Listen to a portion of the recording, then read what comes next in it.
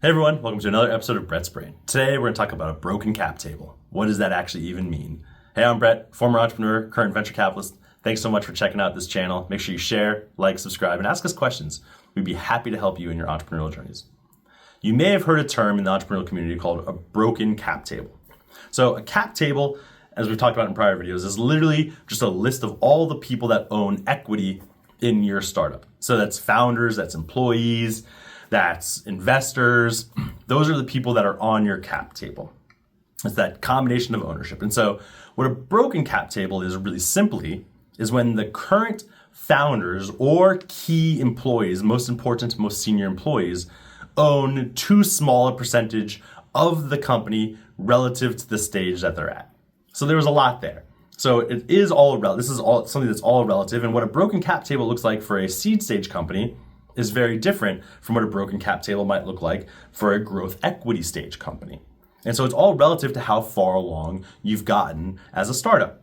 But the general overview is that if the existing founders don't own enough relative to where they should own for a stage, it's going to make it much harder to do a couple things, including raise venture capital or raise future rounds of venture capital. And that's why we call it a broken cap table, because you as founders don't own enough of it, and people that aren't actively participating and working on this thing, 24 hours a day, 7 days a week, own too much of it.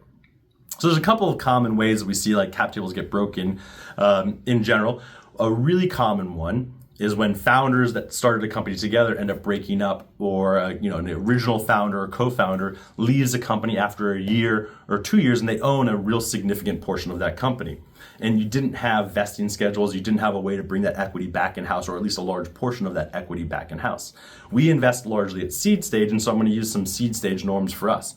After we invest, so fully diluted after we invest, post-seed investment, we like the active full-time founders to still own at least 50% of the company, ideally more than 60% of the company.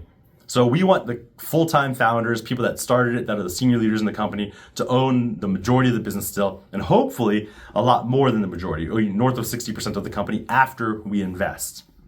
And keep in mind that every round, about 25% of the round goes to investors in the seed stage. Somewhere between 20 and 30% of the round, in all likelihood, is going to go to investors in the seed stage. And so that means that you own most of it prior to raising your seed stage round. So if you had a founder that left really early and they owned 30% of the company, you didn't have a vesting schedule, you now have 30% of what's called dead equity on your cap table. And as an investor, that's going to make me really uncomfortable, because equity is one of the best tools that we have in our toolbox as a startup. We can use it to make great hires. We can use it to raise more capital. We can use it for incentives. We can use it for so many different things. It's really important for us to control it. And so if 30% is already gone to somebody that's not working full-time in the business, even if they were really valuable early on for the first 2 years and the company wouldn't be where it is today without them, there's still 10 years left after we invest. So the majority of work is yet to be done.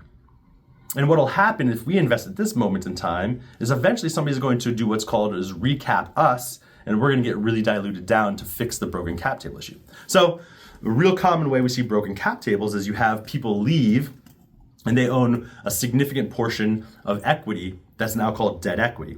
General rule of thumb, if anybody owns more than 5% of the company that's no longer full-time working on that company at the seed stage, that's a real red flag and is usually going to be determined as like, we need to get that equity back. How can we get that dead equity back so the cap table is not broken? So it's a real small amount that can be owned outside of it. Another real common path to a broken cap table is through venture studios. Now, some venture studios do really great jobs and are really reasonable. There's some venture studios that might own 80% of a company and the founding team only owns 20% or 10% of a company at the seed stage.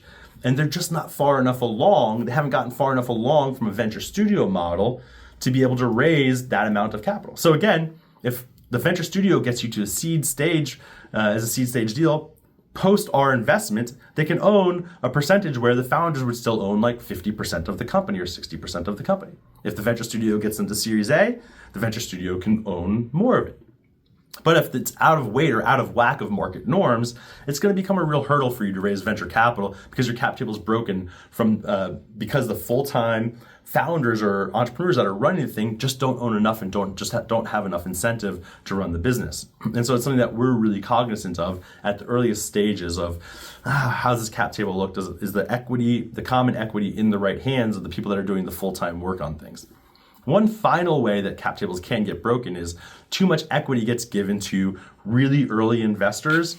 So an angel that might take advantage of an entrepreneur that doesn't really know what they're doing and puts in, $25,000 and owns 50% of the company. Real red flag, and really not the right way to do things. And we will see cap tables where it looks like that, where you had an investor come in and go 50-50 with the person that's full-time on the thing for a relatively small investment or even a large investment.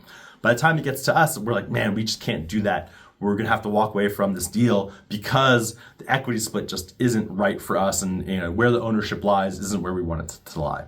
So be aware of advisors or early investors that try to own way too much of your company too early on relative to the amount of value that they're putting in.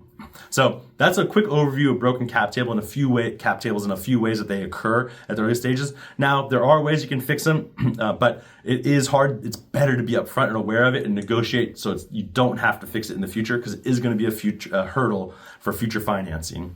Hopefully this was helpful. Make sure you share, like, subscribe, or ask us questions. We're happy to help you in your journey.